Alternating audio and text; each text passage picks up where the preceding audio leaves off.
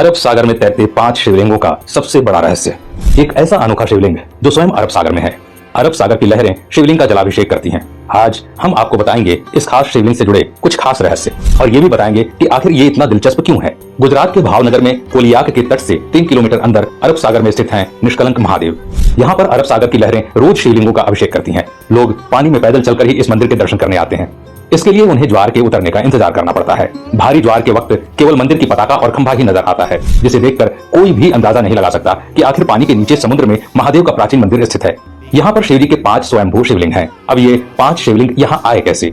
दोस्तों, इस मंदिर का इतिहास महाभारत काल से जुड़ा है। महाभारत के युद्ध में पांडवों ने कौरवों को मारकर युद्ध जीता था, लेकिन युद्ध समाप्ति के पश्चात पांडव ये जानकर बड़े दुखी हुए कि उन्हें अपने ही सगे संबंधियों की हत्या का पाप लगा है। इस पाप से छुटकारा पाने के लिए पांडव भगवान श्री कृष्ण से मिले। पाप से मुक्ति के लिए श्री कृष्ण ने पांडवों को एक काला ध्वज और एक काली गाय सौंपी और पांडवों को गाय का अनुसरण करने को कहा। ये भी बताया कि जब ध्वज और गाय दोनों का रंग काले से सफेद हो जाए तो समझ लेना कि तुम्हें पाप से मुक्ति मिल चुकी है। साथ ही श्री कृष्ण ने उनसे ये भी कहा कि जिस जगह ऐसा हो वहां पर तुम सब भगवान शिव की तपस्या करना।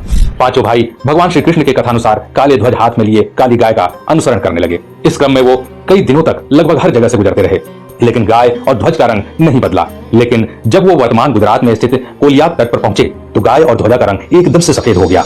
इससे पांचों पांडव बहुत खुश हुए और वहीं पर उन्होंने भगवान शिव का ध्यान करते हुए तपस्या करना शुरू कर दिया। भगवान भोलेनाथ ने उनकी तपस्या से खुश होकर पांचों भाइयों को लिंग के रूप में अलग अलग दर्शन दिए। वो पांचों शिवलिंग अभी भी वहीं स्थित हैं। पांचों शिवलिंग के सामने नंदी की प्रतिमा भी है और पांचों शिवलिंग एक वर्गाकार चबूतरे पर बने हुए हैं।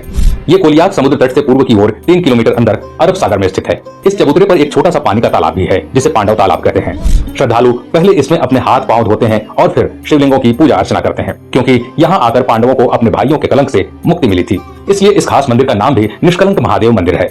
भादो महीने की अमावस को यहाँ पर मेला लगता है, जिसे भाद्रवी भी कहा जाता है, और अमावस्या के दिन इस मंदिर में भक्तों की विशेष भीड़ रहती है।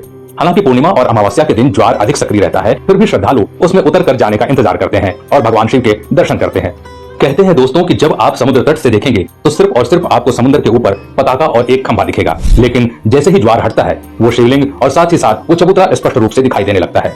दोस्तों, ऐसा भी माना जाता है कि आज तक समुद्र की लहरें न ही उस पताका को हिला पाई और न ही खंभे को और न ही शिवलिंग को, क्योंकि अरब सागर स्वयं भगवान शिव का जलाभिषेक करता है।